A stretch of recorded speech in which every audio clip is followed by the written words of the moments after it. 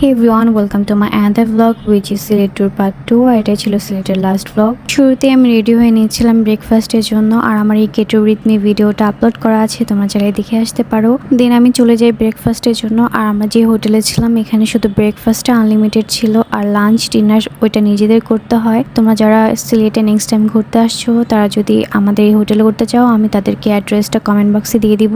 ব্রেকফাস্টের পরপরই আমরা বের হয়ে যাই একটা লেগুনা নিয়ে, আর লেগুনাটা আমরা নিয়েছিলাম 3.5 দিনের জন্য, যেহেতু আমরা 3টা জায়গায় ঘুরবো, আমরা মানুষও বেশি। দেন আমরা ফাইনালি চলে আসি চা বাগানে, যেহেতু আমার first time Sylhet tour, so আমার এক্সাইটমেন্টটা একটু বেশিই ছিল। আর এই গার্ডেনটা এত বড় ছিল পুরোটা ঘুরে দেখা পসিবল ছিল না, তারপর আমাদের যতটুকু সম্ভব আমরা ঘুরে ঘুরে দেখেছি। আর এখানকার পরিবেশটা এত সুন্দর ছিল, চারিদিকে শুধু সবুজ আর সবুজ, আর আমার তো বেশ ভালো লেগেছে বিকজ আই লাভ নেচার, আমার গ্রিনারি অনেক ভালো লাগে। তারপর কিছু ফটোশুট করে ভিডিও করে বের হয়ে যাই রাতারগুল সোম ফার্স্টের জন্য। হ্যাঁ, আমি নামটা মেবি ঠিকই বলেছি, তাও আমি জানি না। তো আমার কাছে এই প্লেসটা সব থেকে বেশি ভালো লেগেছে, তোমরাও দেখতে পারবে কিছুক্ষণ পরে। এই যে আমার কাছে এই মোমেন্টটা এত ভালো লাগে যখন আমি ফার্স্টে উঠেছি। আর হ্যাঁ, এই ফরেস্টের ভিতর থেকে যখন যাচ্ছিলাম তখন এইটা দেখে আমার একদম সুন্দরবনের কথা মনে পড়ে গেছে, কারণ সুন্দরবনের ভিউটাও ঠিক এমনই, কিন্তু একটু ডিফারেন্ট হতে পারে, বাট এটাও অনেক সুন্দর। এই যে তোমরা জাস্ট দেখতে পাচ্ছ এই ভিউটা অনেক অনেক সুন্দর, তোমরা যারা যাবে তারা তো অবশ্যই দেখবে।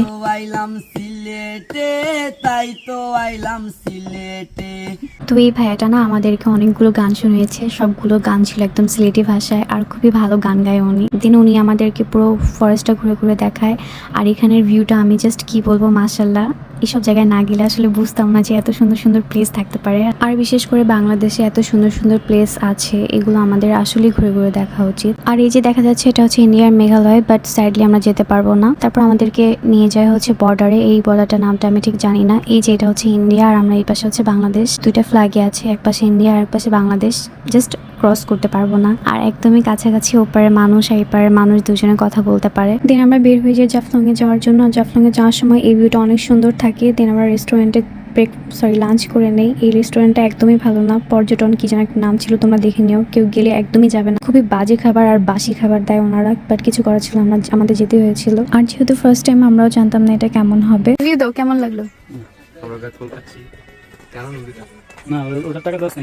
ওরা রিভিউটা দেওয়া হলো না, লোকটা টাকা চাচ্ছিল। আর আমরা এখানে কিছুক্ষণ বসেছিলাম, কারণ হচ্ছে অনেক রোদ ছিল, যেহেতু অনেক দূর হেঁটে যেতে হবে, তার জন্য আমরা এখানে একটু বসে রেস্ট করছিলাম, আইসক্রিম খাচ্ছিলাম। আর ওরা হচ্ছে এখানে বক্সিং করতে চাচ্ছিল কার কতটুকু হয়। বেশ ভালোই করেছে, অনেক বেশি করেছে। দেন আমার আরেকটা দেবর ও করে, ও তো একদম 800 করে ফেলছে। আই ডোন্ট নো হাউ, ওর অনেক শক্তি, একদম 800 করে ফেলেছে। এবং সেকেন্ড টাইম যখন ও করেছিল 800 উপরে চলে গেছে। আই ডোন্ট নো হাউ, আমি করলে 100ও হবে না ফর শিওর। এনিওয়েজ আমরা যাচ্ছিলাম জাফলং এর দিকে, প্রায় চলে এসেছি। তখন একটু রোদটা কম ছিল।